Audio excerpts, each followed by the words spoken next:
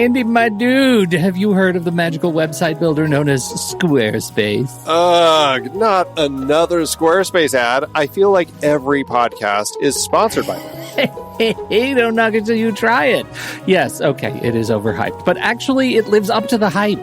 Squarespace is like a website fairy godmother. With a click of a button, your site transforms into a beautiful masterpiece. A website fairy godmother? That sounds interesting. What makes it so magical? Well, for starters, those slick templates make anyone look like a professional web designer. Pick one, customize the colors and fonts to match your brand, and voila. Plus, the drag-and-drop fluid engine is so easy, your grandma could build a site on Squarespace. Well, she did knit me a lovely scarf last Christmas. Maybe website design is next. Exactly. And when you're ready to sell your Nana's handmade scarves online, Squarespace has built-in e-commerce. Add a store with one click. Get flexible payment options. Then watch those sales roll in. And when she wants to teach others her steezy scarf skills, Squarespace's new courses feature is just the ticket. Nana can set up her curriculum and enrollments and payments in a snap and become the next e-knitting influencer. Oh, wow, you really sold me with the grandma angle. Sign me up for that free trial. Just go to thenextreel.com/Squarespace and transform your site into a beautiful Squarespace masterpiece. Well, thanks, Pete. Even though it's overhyped, Squarespace actually sounds perfect for Nana's site's needs. Appreciate the warning on the ads, though. I'll brace myself next time I listen to a podcast. Anytime. Let me know if you need any help getting that site up and running.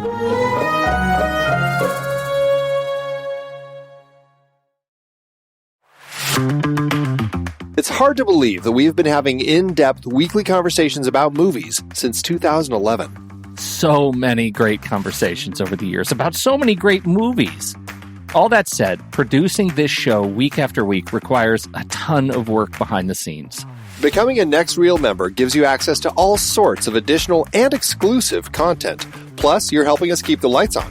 Just head to thenextreel.com/membership, where you can learn more about becoming a member, which costs a measly $5 a month, practically the same as one fancy coffee drink. And you get so much more. Every month, we record a bonus episode exclusively for members. Those episodes cover movies from whatever series we're covering at the moment, or add to previous series. Some movies we've covered that only members get to hear us discuss include The Blues Brothers, The Russia House, Naked Lunch, Independence Day, The Hot Rock, and Relic, the better one. Plus, members get to vote on what we're going to discuss for those episodes. We also record additional pre- and post-show content in regular episodes that only members get to hear. Like conversations about similarly themed movies. And answering listener questions from our live member chat. Speaking of our live member chat, we record almost all of our episodes in Discord, where members can chat right along with us live. Members get access to other members-only channels in our Discord community as well. On top of all that, members get all episodes a full week earlier than everyone else in a private Next Reel feed just for them that includes all the shows in the Next Reel family. The Next Reel, the Film Board, movies we like, Sitting in the Dark, and more new projects on the way. To top it all off, members don't have to listen to ads. We've already eliminated those annoying, dynamically inserted ads that, let's face it, we all hated. We are listening to you. We love podcasting for a living, and those ads help to pay the bills. Now, we're counting on you, dear listener. We promise. We aren't going back to those terrible, dynamically inserted ads that don't relate to us at all. All we ask is that you consider supporting the Next Reel family of podcasts with a membership. Again, it's $5 per month or $55 per year. Just head to thenextreel.com/membership. thenextreel.com/membership. Get your access to early, ad-free episodes with bonus content, member bonus episodes, and access to member channels and live streams in Discord by signing up today.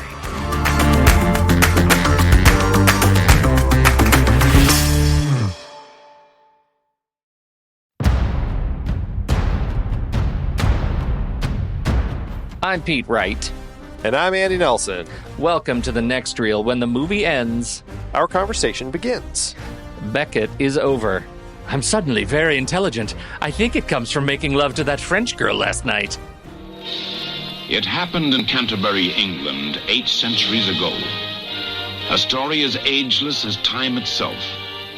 The immortal story of a man called Becket, who earned a king's most trusted friendship, Business, my lord. who shared his most intimate secrets. I must say I adore my French possessions. They're certainly worth recapturing. Until Becket the man was made a bishop and his king lost him to God.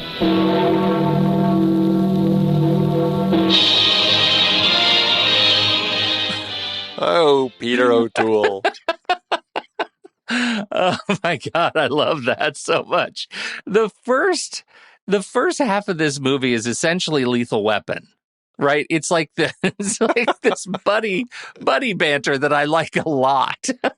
There's a lot of buddy banter for sure. So much buddy banter in the castle and at Canterbury. It surprised me. Yeah, it definitely is an interesting portrayal of our two primary characters of this film. We have Thomas Becket as he's really kind of just the best buddy hanging out with King Henry II all the time. Of course, then right at the beginning of the film, Henry appoints him Lord Chancellor and to make him kind of a confidant. And so suddenly he's a friend who is kind of shifted into a position of prominence in his court, and that begins the journey between them. But certainly, like, we're seeing a lot. I mean, Becket definitely is portrayed as just as much a carouser as the king, but at the same time, he also is portrayed as the one who kind of, like, it's almost like the Eddie Mannix, not the accountant Eddie Mannix, but the one who's figuring out how to get these people out of trouble and kind of cleaning up all the messes after they make them, and like helping out, like when the king wants to bring this pauper girl to the palace to be a plaything. Becket kind of sorts it all out and gives the father some money and says, "Don't worry, she won't be coming," and stuff like that. Like, you get this sense that he's that guy who does everything he can to kind of keep the king happy, is a genuine friend to him, but also he's the one who can kind of see the forest for the trees and does what he can to kind of, like, take care of things without even realize that the king is much more aware than he realizes, I think. Yeah, aware, but I think you get to something here because the relationship, the genuineness of that relationship between the two, talking about Thomas Becket, like, he is the genuine article. He's a genuine and loyal friend, but his loyalty, it turns out, trumps a lot of things. And Henry thinks that loyalty is, is what he's seeing is the loyalty in his friendship,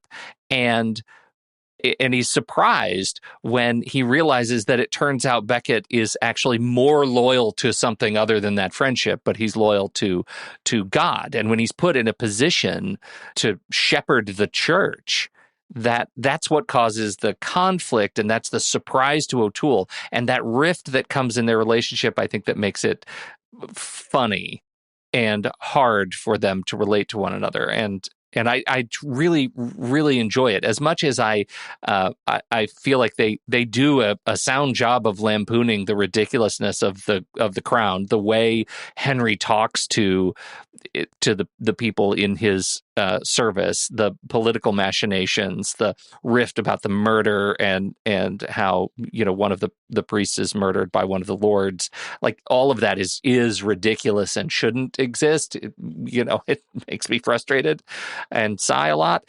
What Peter O'Toole and Richard Burton are able to do with that material, I think, is really great. I think there's a lot to that, and just the exploration of friendship, and I think in the scope of your kind of the way you were depicting Becket and his loyalty to God and everything. What's interesting about Becket is just watching him transform from somebody who is pretty much apathetic about everything, as he says. He has no honor to self. He's just kind of selfish. And so, but it is quite a turn once he is given that position where he suddenly has to look inward and kind of figure out that there might be something more than him. It's pretty interesting. For sure.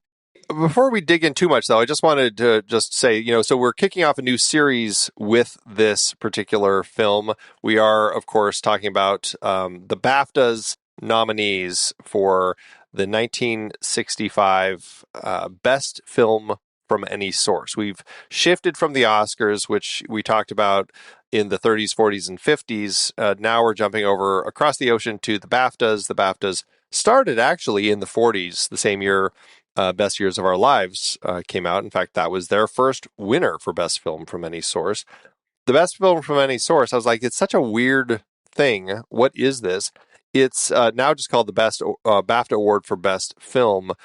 It's essentially their Best Picture that's specific, can be from anywhere. They have another category that's the award for Best British Film, and then they also, since the mid-'80s, have one that's for Best Film not in the English language. But this was really kind of one where it was a broad thing, and it's interesting when you look at it over the course of the years. Like this particular year, the 4 nominees were Becket, Dr. Strangelove, The Pumpkin Eater, and The Train. But then if you look at the BAFTA awards for Best British Film, it's almost all of those still. And so it's like, it's funny that they even bother splitting it the way that they did, because the Best British Film was still Becket, Dr. Strangelove, The Pumpkin Eater, and then the other one was King and Country. And so it's odd that they still continue this, but I guess it's just a way to kind of focus specifically on just Best British Films. And, I think there's probably some people who wish that the Oscars had something that was Best American Film, but, I don't think we necessarily need that. I think we're fine as is. Yeah, I think we're probably fine. That was we were talking about Killers of the Flower Moon on the film board that just came out a couple of weeks ago, and it was the $200 million, the largest film ever produced in Oklahoma. It gets me thinking of that. Maybe we need by state accolades at this point. Best Arizona movie. That's really funny. But the question is, does it have to be shot there, or does it have to take place there, or both? That's the rub. Because you look at New Mexico, like with tax incentives, a lot of films are shot there, but few of them actually take place there. No, I think they actually need to be shot and take place there. That's the important part. All right. Well, we've solved that. Yes. All right. So Becket. Becket, yes. Originally based on the play by Jean Anouilh, the French playwright. And I was surprised. I did not know that. And I do know a little bit of something about Jean Anouilh. It's one of the first college plays I did was Ring Round the Moon, which was an adaptation of an original Anouilh play, an English adaptation of it by Christopher Fry. And there is a lot of comedy in it. And I played twins, and some of the banter, it just feels right at home in the way this was adapted. It just feels very familiar to me. That feels like there's an Anouilh stamp. I'm not an Anouilh scholar, but this felt much funnier than I expected it to be, but now feels totally natural given its pedigree. What'd you think of the writing? And that's certainly interesting. Like, I know nothing about Jean Anouilh. I don't know, just looking at the plays he's written, French playwright, we should say. And this was originally a French play before getting translated. It piques my curiosity to look at some of these things. Like, I feel like I've heard of some of the plays, like Antigone and The Waltz of the Toreadors, I think are the two that I recognize the names. Maybe Antigone, just because that's just like a Greek thing that I've heard from other things. Antigone's pretty famous. I honestly don't know. Yeah. So I don't know. I guess I don't know enough about Jean Anouilh and the scope of all of this. But Edward Arnault adapted the play, and also somebody who I know very little of. So it's interesting to kind of look at these two and see the sorts of things that they do. I guess Edward Arnault I know from like Panic in the Streets. Oh, he also adapted The Young Lions, which I actually liked quite a bit. The Boston Strangler. Okay, so I know more of his work. The Boston Strangler, the 1968 version, is a fantastic film. That may be it, though. So interesting pedigree behind the writing of this. So, and to your point, I think that is one of the interesting things, is kind of depicting the British royalty in different periods of time and looking back at this particular point where we're looking at King Henry II. And I can't remember the year that it said at the beginning. It was like, when was it? Like 1100 or something like that. Anyway, it's my expectation walking into a film of royalty is often a little more stodgy stuffiness. And so seeing Peter O'Toole as essentially like such a like watching him really reminded me on this pass of the first king in the first season of Game of Thrones, and I'm forgetting what his name is, but the one who gets gored by a boar on their boar hunt or whatever. Like he's just the always drinking, sleeping with anybody, disregarding his family. This king really dislikes his entire family the way that it's depicted in this source. And it really boils down to this friendship that he has with Becket. That is like the one thing that kind of keeps him together. And it is a really interesting portrayal. But just like there's so much comedy and levity, but I think it was really kind of just the source of that friendship that he had with Becket. Yeah, for sure. That was Robert Baratheon. He was the one who was first married to Circe. Is that who you're thinking of? Yes, exactly. Yes, and I think that's an apt comparison. I think this movie feels so much like a behind the scenes of making like BTS royals that I love. I also love in their relationship the fact that it walks the line between being just a really vulnerable, deep friendship between men to being a little bit homoerotic, like they really like each other, which, I think it's an interesting look for me to look at these guys, particularly in the context in which they are living, the time in which they are living, and the ultimate inciting incident of their falling out, that he loves him so much, he puts their friendship at the mercy of their roles and does it with intention and misguided expectation, but with intention. And I think that makes it all the more interesting to me that they have such an attraction to each other and a lifelong friendship that they ultimately destroy for duty. And that's, I think, the thing, like the way that it depicts this relationship there's so much genuine love and affection in this friendship, particularly from O'Toole's side, from King Henry's side. And it's definitely there from Burton's side, but Burton, as Becket, is the one who sees the role as more important than the friendship, whereas Henry can't get past the idea that the role could perhaps end up becoming more important than the friendship. And he goes through, like, he has several conversations with different people, most notably like his wife, when she says something derogatory about Becket, and he lays into her and he's like, don't you dare do that. I may hate him, but it's because I love him so much that I hate him. Like it's this interesting like love-hate that grows in him because he cares about this person so much, but now that this person has like become his enemy, it's like it's watching his struggle over that last part of the film, trying to figure out how to deal with that. And it was really just quite a strong and big O'Toole performance, just kind of watching him grapple, because there's a lot of grappling he has. Also, like that great scene between the two of them on the beach when he talks to him before he goes back to, before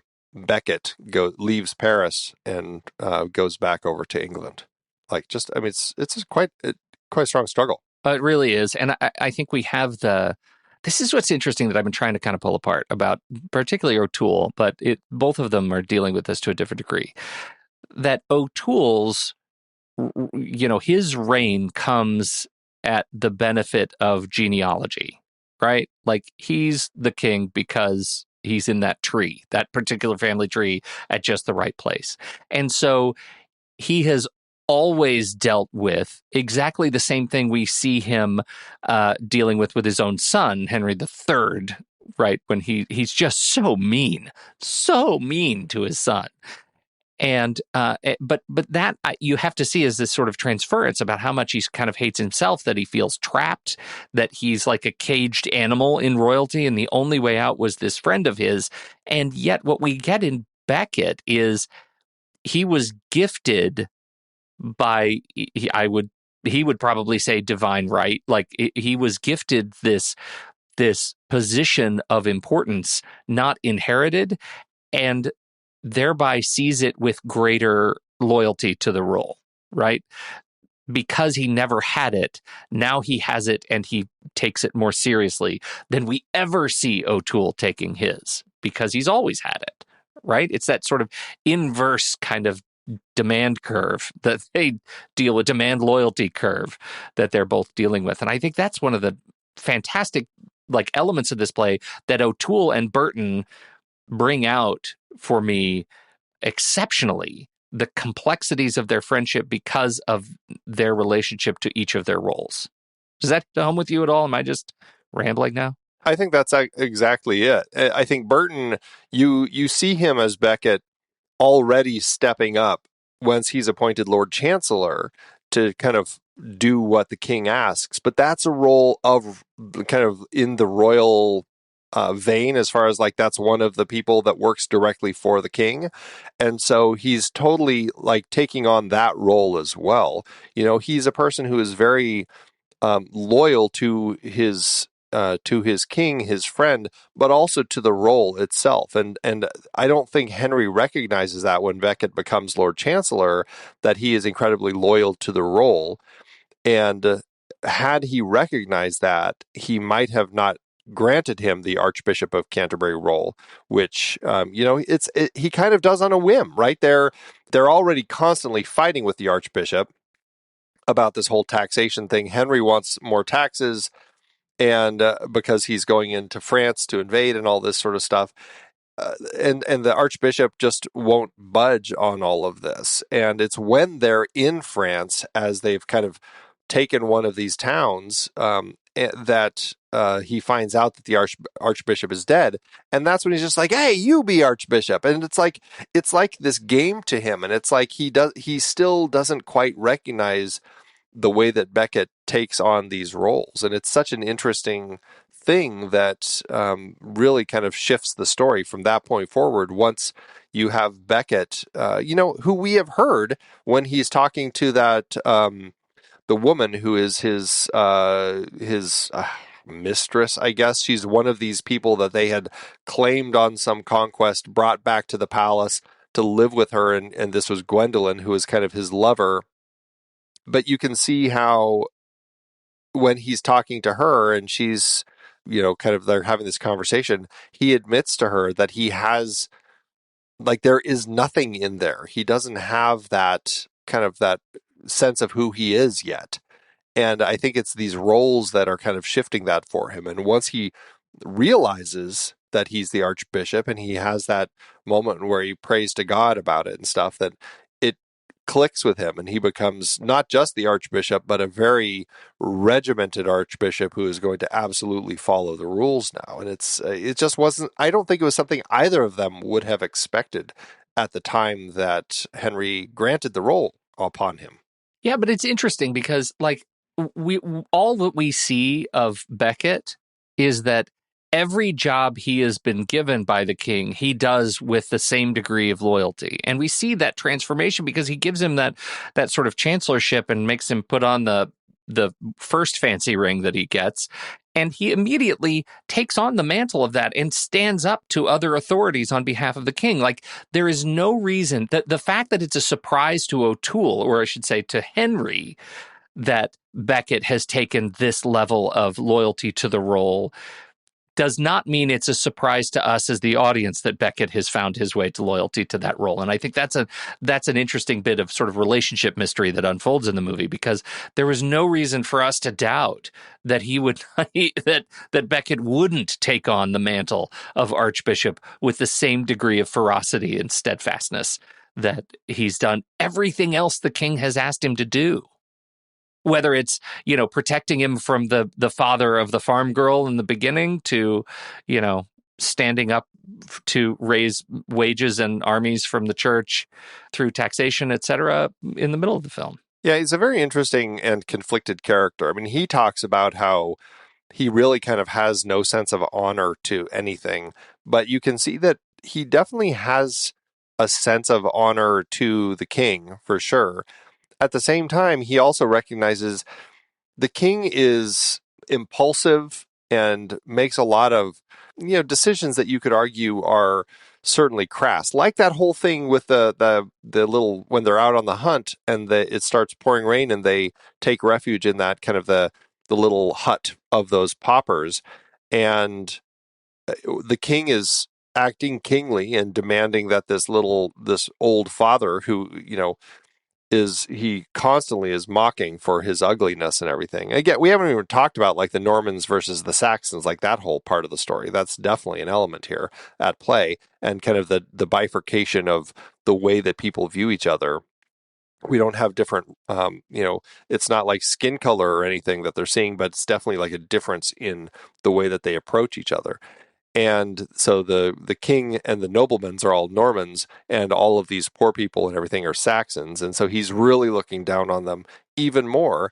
And then there's this young girl there who's, just a young, I don't know, the way that they described her, she's just a young kid pretty much. And the king wants to take her to the palace and to have her be like a plaything. And he's like, she's going to be given such a better life. Why wouldn't she want that? And like, he can't see past that. And pretty much when Becket says that he wants her, and then later as they leave, Becket says, don't worry, to the father, don't worry, we're never going to actually come and take her. The king knows that Becket will act that way and actually has the girl brought back to the palace. And so, yeah, there is this element of some sort of recognition of, it's not even like honor, but just of like, I don't know if it's like a self-discipline, but it certainly is just kind of a sense of humanity that Becket carries a little more. And I think that's the thing that becomes the thing that he really latches onto once he becomes an archbishop. Like, we see elements in him as a character that, sure, they're carousing, they're drinking, they're partying all the time. But when approached in situations of right and wrong, Becket certainly is the one who can see the right and chooses that path more than the king does. Yeah, yeah. Well, I think some of that is, we get that transformation through the eyes of Brother John. That scene when Becket sits down or kneels in front of the cross thinking that he's alone, which he shouldn't. He should have waited for the door to latch. He didn't wait for the door to latch. Of course, he was being spied on. He knows the guy's there. No, I thought he sends him out. He says, go do this thing. And then he walked around and kneeled. And that's why when he comes around and they see each other, he says, oh, I didn't know, because Brother John is listening to this confession of how inept Becket feels about taking on the mantle, and yet how he realizes it's his job to do it, and his weight to bear. I really like that Brother John is here in that role, because he's one of the characters, or representing the characters, that didn't believe Becket was the authentic, heir to the archbishopship, and yet this solemn bit of testimony overheard in private prayer is the thing that changes his mind and ends up becoming a faithful servant of Becket. And ultimately... Yeah, right through to the end. To the bitter end, as he is... You want to say he catches a bullet. He catches a sword for the archbishop. But everybody needs their hide-a-body friend. That's all I'm saying. Like, you catch a sword friend. And that's what Brother John is. What'd you think of David Weston and Brother John's kind of role in the latter half of the film? I think that in some sense becomes a little bit our audience surrogate character. Like, we actually, because we're kind of questioning too, like all of this stuff going on with him. And through Brother John's eyes, as he hears that kind of that confession, that plea to God from the mouth of Becket, we're also understanding this is a very conflicted character, somebody who doesn't feel that he is in the right place to be taking on this role, yet he is going to and will do what he needs to be worthy of it. And we also, you could say, like, we, just like Brother John, we also turn that corner and now side with Becket and believe that this is a person who can make the strong choices that need to be made. And it becomes like watching that transformation in Beckett's character through the eyes of, I think, Brother John, I think really helps allow for that to be something that we feel the weight of more.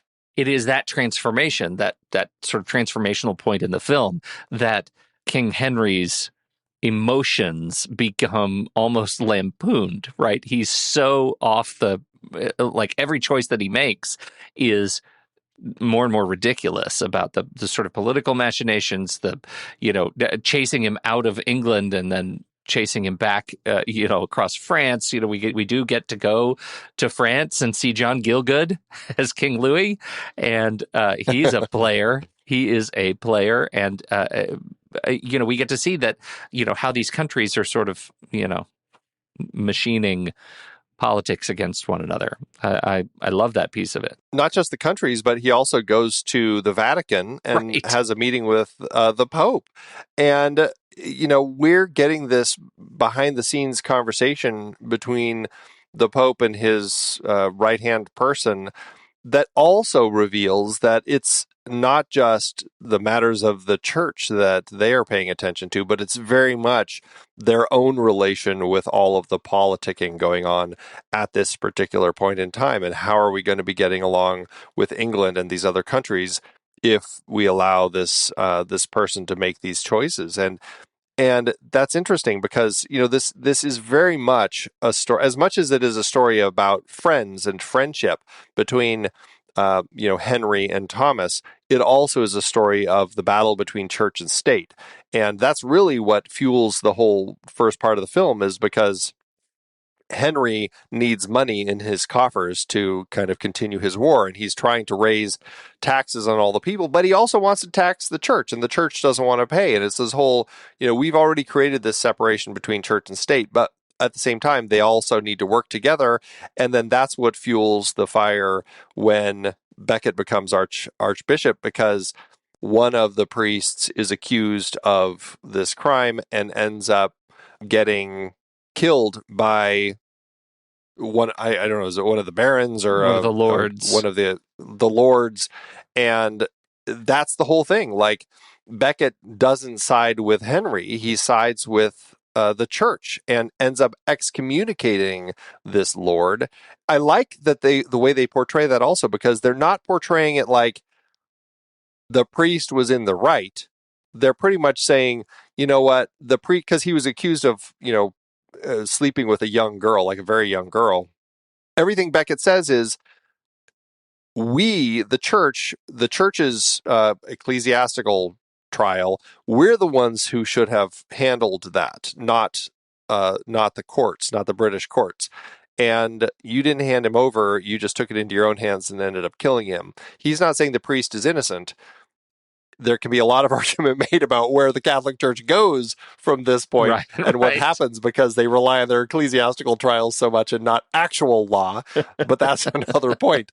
That's a whole thing. But it's interesting because he is relying on the church's rule. And then when he gets to the Pope, we're listening to the Pope, and he's not. Like, the Pope is also making all these political choices and stuff because of all this. And so that was what was so interesting, is like, so where's what's right? Is Thomas right because he made this choice based on the law, even though all the people above him are so like they don't look at the law as just black and white. Yeah, and in this case, you're describing this particular sequence. The Pope sends, it says you're going to go into quiet meditation in a retreat in France. Yeah. Pick your city. I love how he says pick your thing. He says I want to go there, and those sequences that are weighty, that have the sort of weight of nations on the backs of these characters, are punctuated by like the second in command saying lines like, "Wait till he tries the food." Wah, wah. It's so great.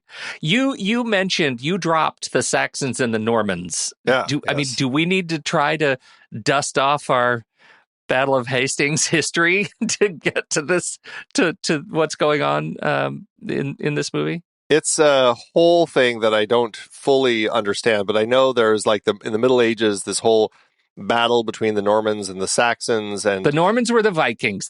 Normans were the Vikings, and the Saxons were the Germanic folks. They had been settling in England for hundreds of years.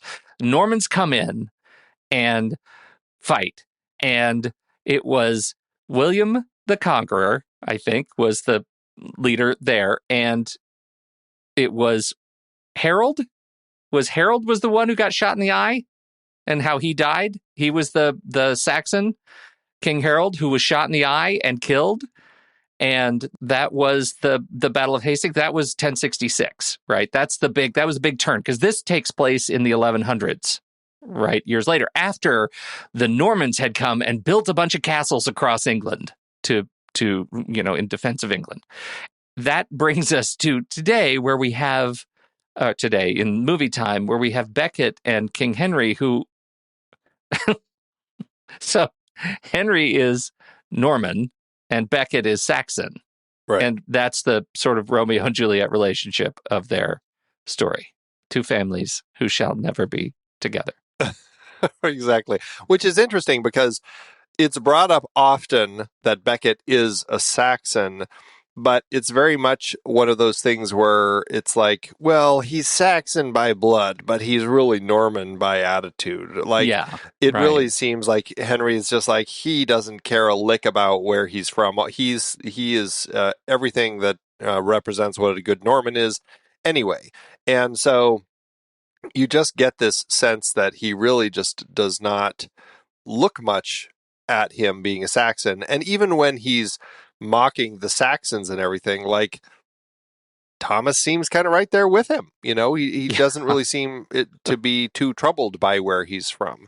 And so that's this whole angle that certainly is at issue here. But it certainly is an issue for a lot of the other people. And in fact, we hear quite often from, some of these other people who are in the church, who are, other representatives of the church, complaining about the fact that this is a Saxon who is kind of running things and really don't like that.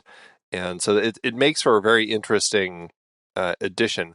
As a side note, just an interesting little side note, the playwright, he found a book that kind of talked about Thomas Becket and wrote this play loosely based on the book. Only after he finished did he find out from a friend that it was all inaccurate and Becket was actually also a Norman. And he made the decision to leave it as is because it would be too complicated to rework the project. and from what I read, he said something like, who knows, maybe down the road someone will figure out that he actually was Saxon all along. And that was kind of the way he wrote it off. No. Oh no, history has been rewritten by a French playwright. Unreal. So funny. Well, and that's an interesting... That never happens. That never happens, right. It's actually an interesting point because it's brought up a number of times in the film to the point that you'd think it would be important, but is it ultimately important to the story that we're told on screen? I think it is. When we get to the end, I think that's where it becomes important because what happens is Henry it's one of these like half-hearted, I wish somebody would just kill him sorts of things that he says in front of some of his barons who are like, oh, we get it. Wink, nudge, nudge, wink, wink.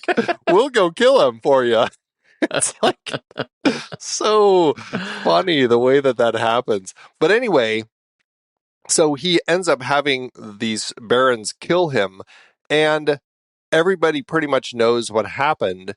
And so the Saxons, all of the faithful Saxons there, end up, like the monks and everything, they end up it's not really putting them on trial, but it's kind of a religious reaction to it where they actually require Henry to undergo penance. And so we get the bookends of this film where at the very beginning he comes to Becket's tomb and is talking over him, and then we kind of get the entire film, and at the end we come back to this point and he is actually getting whipped by these monks. And so that's, I think, where there becomes an element of importance in kind of this split between these two Normans and the Saxons, and how the Normans may have been the conquerors and are running everything, but there still is this element of these Saxon religious leaders, and they end up like the king himself has to be punished by these Saxons. And that's, I think, something that was kind of a surprise in the context of the film, that, wow, the king is actually letting himself get whipped by these people. Like, you get to that end and you're like, wow, I wasn't expecting that. And the fact that Becket becomes canonized as a saint. It's like, it's an interesting end. And I suppose that's, for me, that ended up being the resolution between the Normans and the Saxons as portrayed in the film. Well, I absolutely hear that, and I can see that point. All I'm thinking is, as I think back to the movie, really, would there have been enough strife between church and state to be able to excise the Norman-Saxon story and make them hate each other all the same? Right. And to me, I think there was. Like, I think they could have gotten away with that without needing to lean so hard on the Norman. So all I'm wondering is, does the story hold up? Yeah. If you actually realize that they're both Normans? I think it does. I think so. And I mean, I suppose, in the scope of some elements that some British people would probably want to make sure that the Norman-Saxon element is included, because it probably is an important part of their backstory. But at the same time, I do think you're right. We probably could have told this story without necessarily even going into Normans and Saxons. And when they go to the paupers, it's just, they're complaining just because they're poor and everything. Right. And at the end, that he's getting whipped just because, he committed a crime against the church. And I think you're right. We probably could eliminate the Normans and Saxons from the story, and it would be fine. Yeah. And speaking to the actual thrashing, this is where it's this coda where the pacing is a little bit funky, because there's obviously a lot happens between the death of Becket and his thrashing and then canonization as a saint, and it does feel like all of that weight of possibly years is in a crossfade. I suppose. I mean, he is killed in 1170. I'm not exactly sure we get a sense as to how much. Obviously, there had been enough time for him, like a whole tomb to be built with this. What do they call it when it's the relief of him that's built into it, like that whole statue top of the tomb? Yeah, like, that seems like a thing that takes a long time to make. I don't know. So yeah, I've never made one. Becket was killed, you said, in 1170. 1170, and then Pope Alexander made him a saint in 1173. So that is a 3-year crossfade. So 3 years. Yeah, interesting. Yeah, I mean, it's a strong film. I can see why it received the accolades that it did, because it's such an interesting story about friendship, about church and state, about what's right, and it's helmed by some pretty incredible performances. So other elements within the film that stood out to you as far as like cinematography, music, costumes, production design, costumes. I mean, I think I like existing in this world for a little while. I think it actually looks good. The costumes are solid. I feel like anytime, once you put Burton in his robes, that he exudes the role. I mean, they're luscious robes. I mean, it reminds me to maybe I should wear my robes to work every day, because it really does a lot. You have to have somebody helping you put them on. That's where it becomes a trick. And carry them, and your silver staff. What do you know about Peter Glenville, director of this thing? We haven't dropped his name yet, and I'm wondering if you're a real Glenhead. Or a Glenvillian. A Glenvillian. That'll be on the next shirt. Right. I'm trying to think of what he's done as a director. Like, what have I seen that he made as a director? I can tell you, I don't think I've seen anything else that he's done as a director. Alec Guinness was in The Prisoner. That was his first directorial project. I have not seen it, but it's been on my list for a little bit. All I've got is this one. Yeah. Very, very short career as a director, only directing things from 1955 to 1967 on film. Also did quite a bit of projects on Broadway. In fact, started with a film I love, the Browning version.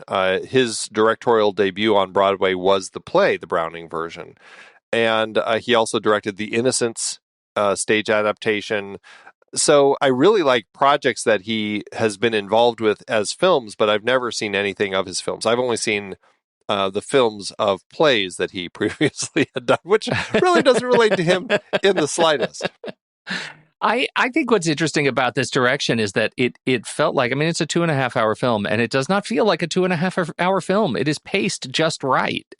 It clips along quite evenly to me, and I never found myself, I didn't pick up my phone. There was a 0 phone pickup while I was watching this movie. It's an interesting pace for this film because, but by the time we suddenly hit the intermission, I was like, oh, I didn't realize that we had come quite this far into the film that we're getting the intermission. So it does move very effectively over the course of it. So yeah, I definitely feel that. Yeah, I don't think we need an intermission at all. I fast forwarded. All 10 seconds of it? Yeah, all 10 seconds. These are like that. Unless you get one of those films that specifically had like score written for the intermission, like you never have sit the through full it, intermission stay anymore. Yeah. Ann V. Coates was the editor on this. She certainly is somebody that we have brought up before because she has been involved in so many films. Like, talk about an incredible editor. Just won a few years before this for Lawrence of Arabia. So, already familiar with big stories with Peter O'Toole on film. She ended up all the way up to Steven Soderbergh and Out of Sight. So, I mean, it's like really incredible career. She just passed away in 2018, but it's amazing how much work she had done from the 40s all the way until recent films. But interestingly, we've talked about other things that she's done, like Murder on the Orient Express and stuff. But like when I watched this film, I think it's solidly edited, and that certainly goes to the pacing and everything that we were just talking about. But it didn't stand out as like overly creative, like Out of Sight type of editing. I think it's just well crafted, well put together. And then I think that speaks to the whole production team. Yeah, for sure. Music was Lawrence Rosenthal.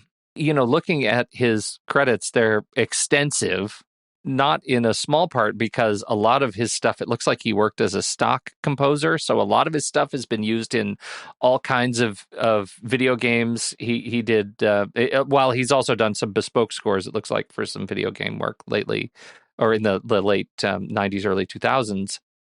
I liked the music in this thing. It didn't stand out to me as a score that is eminently hummable. I can't remember any themes, right after watching it. But man, does this guy have a CV? Yeah, I've always liked Rosenthal. A lot of TV work that Rosenthal has done, like TV movies, TV miniseries, like big things like that. His score for Mussolini, The Untold Story from the 80s is one that I've heard a lot because I really enjoy that score. But going back to stuff like Clash of the Titans, like he did the score for that, which is a really fun film. Definitely a composer. I think he just, as of recording, just received like a Lifetime Achievement Award at some music festival. So very much somebody who's been around a long time, done a lot of great stuff over the years. Certainly somebody that I've listened to a lot. Oh, Island of Dr. Moreau, 1977. There you go. That's a real high point. Logan's Run TV series. Man of La Mancha. Oh, you're right. Man of La Mancha, of course. Yeah. Anyhow. Yeah. Good stuff. What else you got? Anything else? I think that's it. So we will be right back, but first, our credits.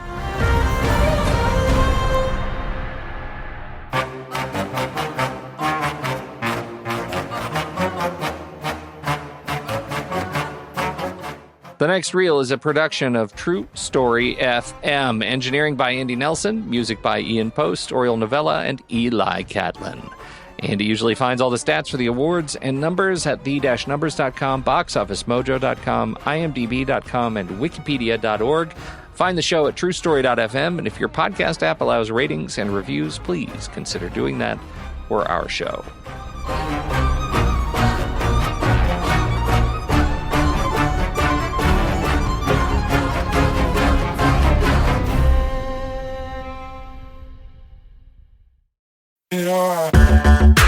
Andy, can you believe we've almost hit 700 episodes of The Next Reel? I know, it's crazy. And with all the other episodes in our family of podcasts, we are well over 1,200 episodes of movie conversation. It's really pretty amazing that we've gotten to have these in-depth movie chats every week for over a decade now. And we couldn't have done it without our loyal community of film fans. Their support over the years has meant so much. For sure. That reminds me, we should give the merch store a shout out. Buying shirts from thenextreel.com/merch is a great way listeners can continue to support the show. Plus, they get to sport our great designs.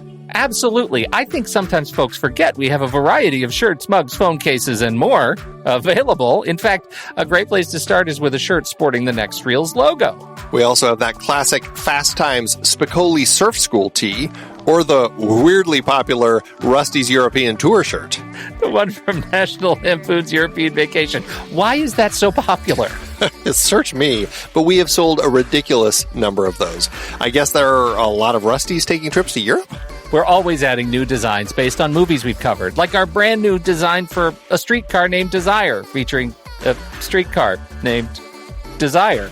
So if you want to rep your love of TNR and films, head to thenextreel.com/merch. Every purchase helps us continue to have these weekly in-depth conversations. So visit thenextreel.com/merch today. And as always, thanks for listening and being a part of the Next Reel community.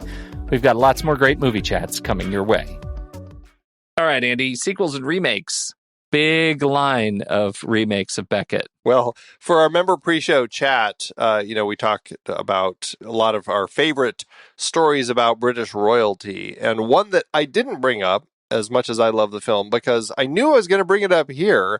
It is, of course, the 1968 Best Picture nominee, The Lion in Winter, which is it's kind of an unofficial sequel to this. It's very funny. Peter O'Toole, again, playing King Henry II. This is later in his life. And in, of course, that version, Katharine Hepburn plays Queen Eleanor. And it's a very different relationship that they have. But his children are grown. He still hates them all. It's very funny to watch. But I can only imagine how much fun Peter O'Toole had coming back to that role, which we've talked about in our 1968 Best Picture nominee series. That we did in 2018, which was also part of our big 50th anniversary celebration of films from 1968. I think this film would pair with two films in a really interesting double feature, either this and Lion in Winter, because it's a great kind of story about King Henry II, or you can pair this very well with A Man for All Seasons as two interesting stories about a person dealing with their own internal struggles between church and state as they're trying to kind of work in partnership with the king. Also, it gives new meaning to Katharine Hepburn's line, "Norman, you old poop." I'll bet she's thinking of Peter O'Toole, the Norman King. Hey! What? And it was King Henry being played by Henry Fonda. That is an unofficial sequel. On Golden Pond exists in the Lion in Winter cinematic universe. It'd be the Becket cinematic universe. The Becket, yes. So you're right. Becket Absolutely. cinematic universe. Absolutely. Outstanding. But to your point, like, I don't think there have been, as far as I know, no other versions of Becket that have been made as films. But again, it's British royalty. We have all sorts of films about many British royals that I suppose you could say, if you want to look at them as all sequels as we follow cinematically the line of the royals, then certainly. Yeah. To that end, Spencer ends up becoming a sequel way down the road. We bring up Hepburn as she was Eleanor of Aquitaine in Lion in Winter, and that was Pamela Brown played Eleanor in Becket. And I have to say, the conversations between Becket and his wife and his mother were astoundingly good. They were so good. They just loathe each other. And they were so good. Which is actually very funny because apparently he had a very good relationship with his mother. This is something that was definitely changed for the purposes of this play and then the film. He respects his mother and he looked at her as somebody who shaped him into becoming a warrior and a strong administrator. So it's interesting, like some of the way that people react with all of that. Yeah, for sure. Though you're right, and I think you could say he likes his mother better than his wife. But at one point, it says to his wife, "I was gifted with your body, which is a barren desert in which I was forced to wander." I mean, oh my God! Yeah. Wow. It's very yeah. Right. I know. Oh, so good. Anyhow. There we go. Let's talk about awards. How to do an award season. Yeah, this is why we're here. This film ended up with 14 wins, 23 other nominations. Of course, we were talking about, for this series, BAFTAs award for best film from any source, which it lost to Dr. Strangelove. Also, it lost to Dr. Strangelove for best British film. It was nominated for best British screenplay, but lost to The Pumpkin Eater. Peter O'Toole was nominated for Best British Actor, but lost to Richard Attenborough in both The Guns of Batasi and Seance on a Wet Afternoon. And then it won a bunch of technical achievement awards: Best British Art Direction Color, Best British Cinematography Color, Best British Costume Color. At the Oscars, this was one where it had 12 nominations over there. Both Peter O'Toole and Richard Burton were nominated for Best Actor in a Leading Role, but both of them lost to Rex Harrison in My Fair Lady. I really want to believe that was the two votes canceling each other out, which is why Rex Harrison won that one. I'm just such not a fan of My Fair Lady. Yeah. I don't know. How do you feel about My Fair Lady? Are you a fan of that one? I hate it. You hate it? I'll give it the old Casablanca pass. If I gave it any thought, I probably would. I really don't think about My Fair Lady that much. Ugh, drives me nuts. But anyway, the fact that Rex Harrison sung his way through that and then beat both of them for best actor is just ridiculous to me. Yeah. Interesting how little John Gielgud is in this film, but he was nominated for best actor in a supporting role. Lost to Peter Ustinov in Top Copy. This film was nominated for best art direction, set decoration, and cinematography, color, costume design, color, direction. Lost all of those to My Fair Lady. It was nominated for Best Effects, Special Visual Effects, but lost to Mary Poppins. Also lost Best Music, Substantially Original Score to Mary Poppins. It also lost Best Picture and Best Sound to My Fair Lady. The only thing it won at the Oscars was Best Writing, Screenplay based on material from another medium. And what's interesting, there was some talk about how this and The Lion in Winter both ended up being nominated for Best Picture in their respective years, and both lost in what people said were essentially musical film showdowns. This year, it was Mary Poppins that was nominated for 13 nominations, My Fair Lady, 12 nominations. Both beat Becket, which was nominated for 12 nominations. In 1968, Funny Girl, which had 8 nominations, and Oliver had 12 nominations. They both beat out, Oliver ended up beating out The Lion in Winter, which had 7 nominations. So rough years for Royals. 60s was definitely a decade of musicals. For sure. How to do at the box office?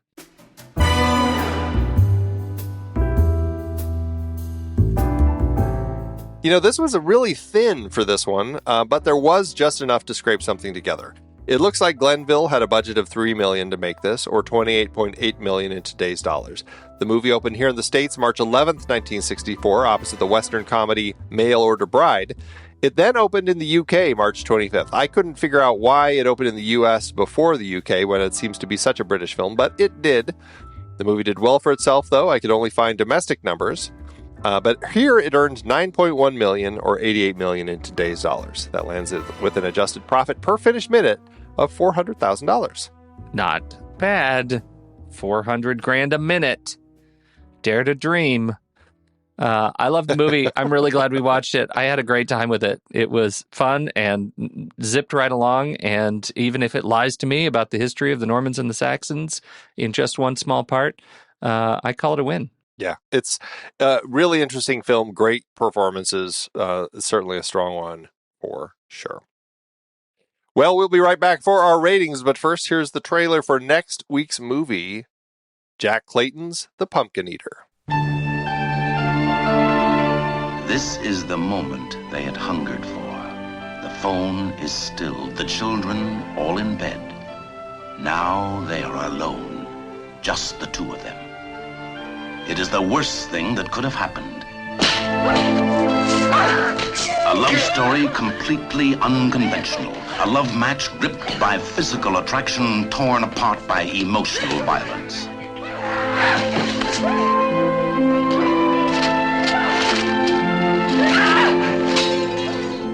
I want to go away with you. Come back with you. Live with you. You will.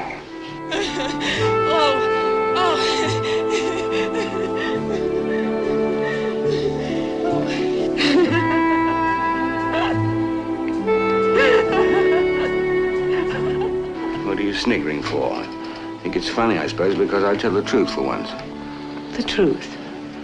But I'm capable of fancying somebody else. I'm a perfectly normal man, and I'm capable of fancying somebody else. The Pumpkin Eater is produced by Romulus Films and directed by Jack Clayton. Makers of Room at the Top. Written for the screen by Harold Pinter, one of England's foremost playwrights of this century. Academy winner Anne Bancroft stars as the much-married woman drifting from husband to husband, trapped by a sensuality she can neither control nor confess. Peter Finch, her third husband, she needs him close. So close there is no room for love. Of course, Jake is the most fabulous husband and father. He's the most fabulous husband and... Can I get into? Oh. James Mason as a betrayed husband. Hate is almost a hobby, and blackmail almost a profession. I made her swear on the baby's head that she was telling the truth. I brought the baby in and made her swear on his head. If ever I hear his stinking voice, I'll pull it out of his throat. You tell him to keep off, well off. I was never unfaithful to anyone in my life, to anyone ever. What a bloody hypocrite you are. Did you stay the night? I wish you'd shut up. I wish you'd die. Nothing quite like The Pumpkin Eater has ever been filmed before. There has never been quite such a story to tell.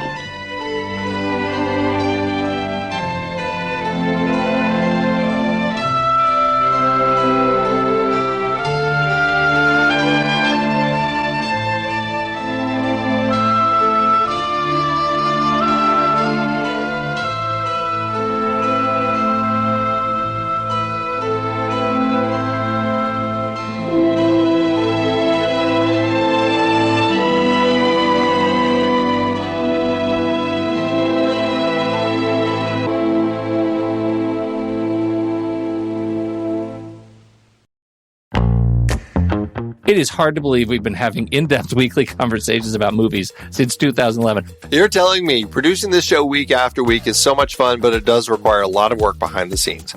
If you'd like to help support our efforts, one easy way is by using our Originals page when shopping for books and movies that we've covered. Your purchases made through our links give us a small commission at no extra cost to you and allow us to keep having these great discussions. The Originals page at thenextreel.com/originals links to the source material for all of our adapted film discussions. Purchasing through our links supports the show. In Season 13, we explore various awards categories and the films nominated in them. We wrapped up our 1940 Best Picture series with adaptations of Mice and Men from John Steinbeck and Wuthering Heights from Emily Bronte's novel, not to mention the play Dark Victory by George Brewer Jr. and Bertram Bloch. The 1947 Academy Award adapted screenplay series featured Anna and the King of Siam, based on Margaret Langdon's book, plus The Best Years of Our Lives, Brief Encounter, and The Killers. The 1952 cinematography nominees included Death of a Salesman and A Streetcar Named Desire, A Place in the Sun, based on both a play and a book, and Strangers on a Train, based on Patricia Highsmith's first novel. So many great movies based on books and plays, like Becket, The Pumpkin Eater, A Boy and His Dog, Rollerball, The Princess Bride, Congo, The Scarlet Letter, Jackie Brown, The Deep End, The Gray, The Woman in Black, and Top Gun Maverick, which I'm very much looking forward to revisiting. Get the source books at thenextreel.com/originals. Start your next read or reread from the movies we've covered. Visit thenextreel.com/originals today. Have you ever seen it? Have you seen The Pumpkin Eater? No. I haven't either. Yeah, it's going to be interesting. It's going to be very upsetting if there's a Peter. Beautiful mother of 5, Jo, leaves the banality of her marriage to second husband Giles. Giles? Giles. I never know how to pronounce that name. To wed her passionate screenwriter lover, Jake Armitage. As suspicions of husband Jake's philandering grows, Jo's sanity spirals. I don't think there is a Peter in the movie. I don't either. Well, there is Peter Finch. Well, yeah, the actor. He's not the character. The actor, yeah, is Peter Finch. Maybe that was it. Just a nod to great Peters everywhere. All right. Letterboxd, Andy, it's time for that fantastic hallowed session where you and I decide how to steal stars from one movie and give it to this one. What are you going to do? It's interesting. As I was, again, going back through watching films nominated for Best Picture, and I went through the 60s watching this one, I enjoyed it, but it didn't click with me quite as well. The first time I watched it, I rated 3 stars and a heart. I think this time on this watch, I found it a lot more to connect with these characters and such an interesting story. I'm going to raise it up to 4 stars and a heart. Oh, me too. 4 stars and a heart for exactly that reason. I connected with these two guys and their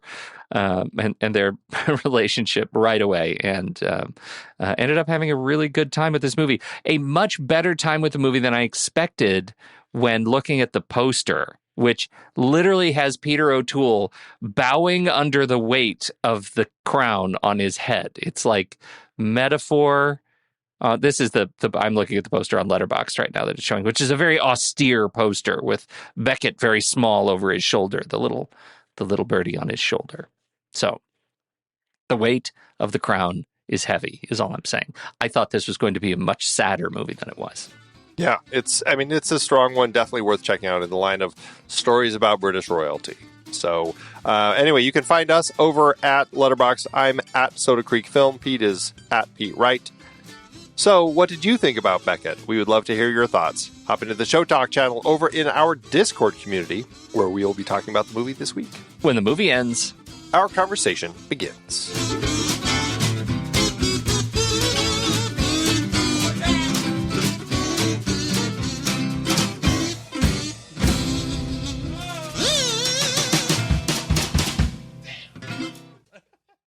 Letterboxd giveth, Andrew. I have a 4-star from Lacey. That's exactly what she puts it so succinctly. Exactly what I was thinking about the whole time I'm watching this movie. All the greatest love triangles in film involve 2 dudes and God.